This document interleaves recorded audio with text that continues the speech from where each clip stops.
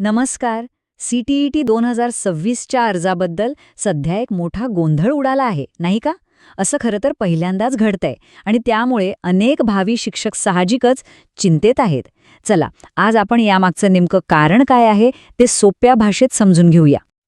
अगदी बरोबर. हाच तो प्रश्न आहे जो सध्या सगळ्यांच्या मनात घोळतोय. नोटिफिकेशन तर येऊन गेलं, पण अर्ज भरण्याची लिंक काही दिसेना. तर मग नेमकं चाललंय तरी काय? आणि हो, ही जी चिंता आहे ना, ती अगदीच स्वाभाविक आहे. कारण खरंच असं पहिल्यांदाच घडतंय की नोटिफिकेशन आणि प्रत्यक्ष अर्ज येण्यामध्ये इतका वेळ जातोय. पण काळजी करू नका. आजच्या या विश्लेषणात आपण यामागची सगळी कारणं आणि तथ्य समोर आणणार आहोत. तर मग सुरुवात करूया आपल्या पहिल्या आणि सगळ्यात महत्त्वाच्या प्रश्नापासून, की हा अर्ज यायला इतका उशीर का होतोय? यामागे नेमकं दडलंय तरी काय? या सगळ्या विलंबाचं मूळ आहे ना, ते एकाच ठिकाणी आहे. बघा, KVS आणि NVS परीक्षा आणि आपली CTET परीक्षा, या दोन्ही परीक्षा एकच संस्था घेते, CBSE. आता झालंय असं की KVS आणि NVSचे अर्ज सुरू आहेत, त्यांची अंतिम मुदतही ठरलीय, पण दुसरीकडे CTETचा अर्ज मात्र थांबलाय. हाच या सगळ्या गोंधळाचा केंद्रबिंदू आहे.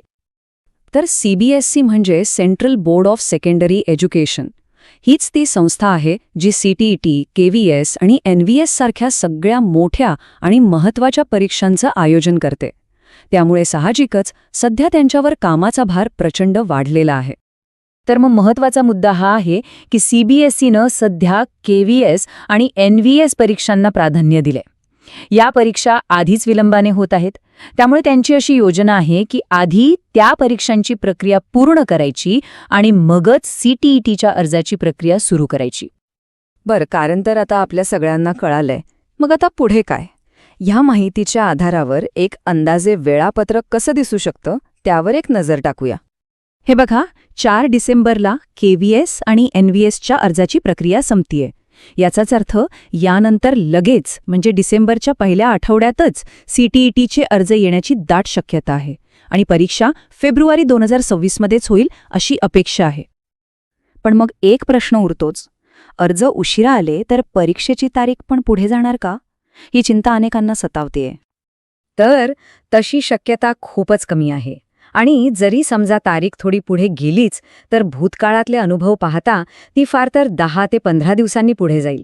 म्हणजे महिना 2 महिने परीक्षा लांबणीवर पडेल असं काही होणार नाहीये. त्यामुळे निश्चिंत रहा. आता फॉर्म आणि तारीख ही चिंता थोडी बाजूला ठेवूया आणि यावर लक्ष केंद्रित करूया की ही परीक्षा आपल्या करिअरसाठी इतकी महत्त्वाची का आहे. विचार करा, फक्त एक परीक्षा पास केली की KVS म्हणजे केंद्रीय विद्यालय, NVS म्हणजे नवोदय विद्यालय, EMRS, DSSB या सगळ्या मोठ्या आणि प्रतिष्ठित संस्थांमध्ये नोकरीची दारं उघडतात. म्हणजे एका परीक्षेमुळे कितीतरी संधी निर्माण होतात. आणि एक गोष्ट विसरून चालणार नाही, मागचं पूर्ण वर्ष CTET झाली नाहीये. याचा अर्थ काय की या वर्षी स्पर्धा प्रचंड असणार आहे.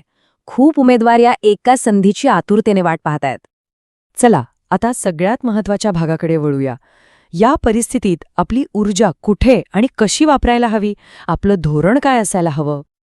हे बघा, इथे एक गोष्ट अगदी स्पष्ट आहे. अर्जाची तारीख कधी येईल याची चिंता करत बसणं हे आपल्या हातात नाहीये आणि त्याचा काही उपयोगही नाही. पण दररोज सातत्यपूर्ण अभ्यास करणं हे पूर्णपणे आपल्या हातात आहे आणि खरा फरक त्यानेच पडणार आहे. एक गोष्ट अगदी मनावर कोरून ठेवा, जे काही नवीन शिकायचं आहे ते डिसेंबरमध्येच संपवलं पाहिजे. कारण जानेवारी महिना हा फक्त आणि फक्त उजळणीसाठी राखीव ठेवायचा असतो. तेव्हा नवीन काही शिकायला घेतलं की सगळा गोंधळ होऊ शकतो. आणि हो, अजून एक चिंता असते की अभ्यासक्रम बदलेल का? तर अजिबात नाही. तसं काही असतं तर आत्तापर्यंत आपल्याला नक्कीच कळलं असतं. त्यामुळे सध्या जो अभ्यासक्रम आहे त्यावरच आपलं पूर्ण लक्ष हवं. एक गोष्ट नक्की आहे, अर्ज तर येणारच आहे. तो आज नाही तर उद्या येईलच. ही काळ्या वगडावरची रेष आहे. खरा प्रश्न हा आहे की जेव्हा तो येईल तेव्हा एक उमेदवार म्हणून आपली तयारी पूर्ण असेल का? हाच विचार करून तयारीला लागणं सर्वात महत्त्वाचं आहे. अजिबात काळजी करू नका.